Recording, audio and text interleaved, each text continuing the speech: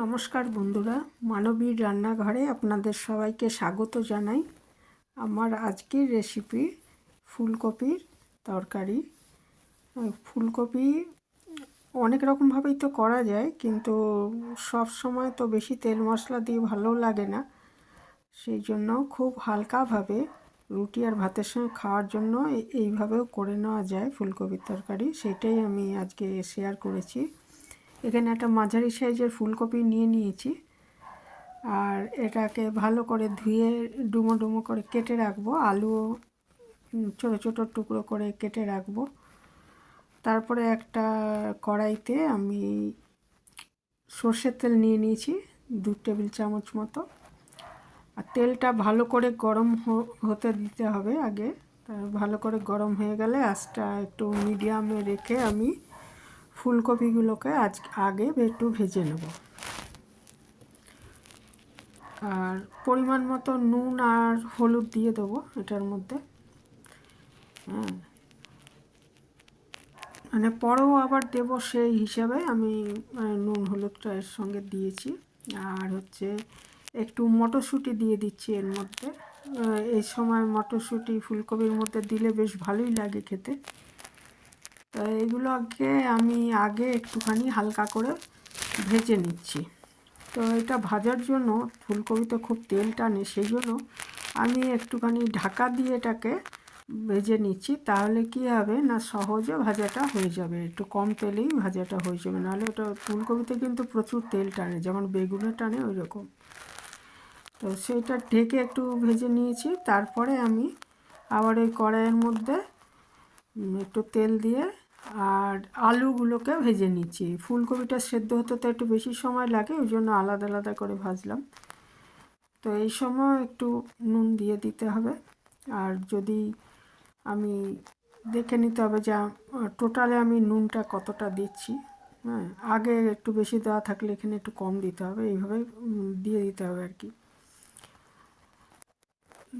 ফুলকপি ভাজাগুলো আলাদা তুলে নিয়েছি দেখুন, আর মটরশুঁটি আর আলুটাও ভাজা হয়ে গেছে। এরপরে আমি এর মধ্যে একটু কুচানো পেঁয়াজ দিয়ে দিচ্ছি। আমি খুবই হালকাভাবে করব তরকারিটা, ওই জন্য আমি অত পেঁয়াজটা আর বাটিনি।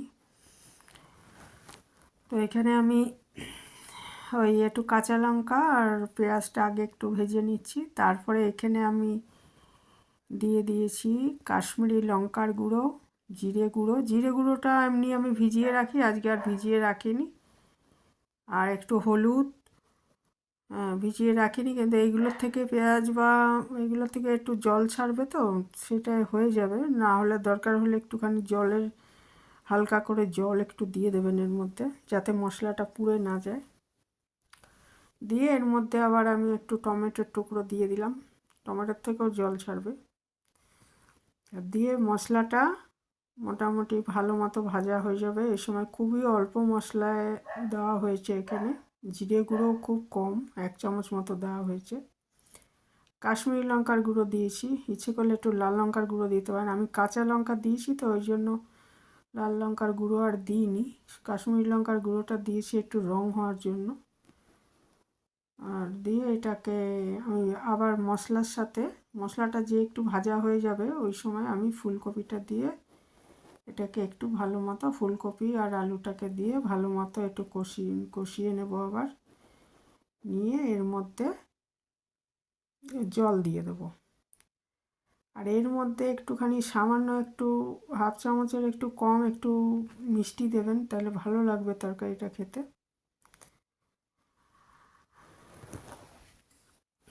ভালো করে কষিয়ে নিচ্ছি। কষানো হয়ে গেলে এর মধ্যে আমি যেরকম ঝোল রাখতে চাই সেই হিসাবে জল দিয়ে ঢাকা দিয়ে রান্না করে নেব।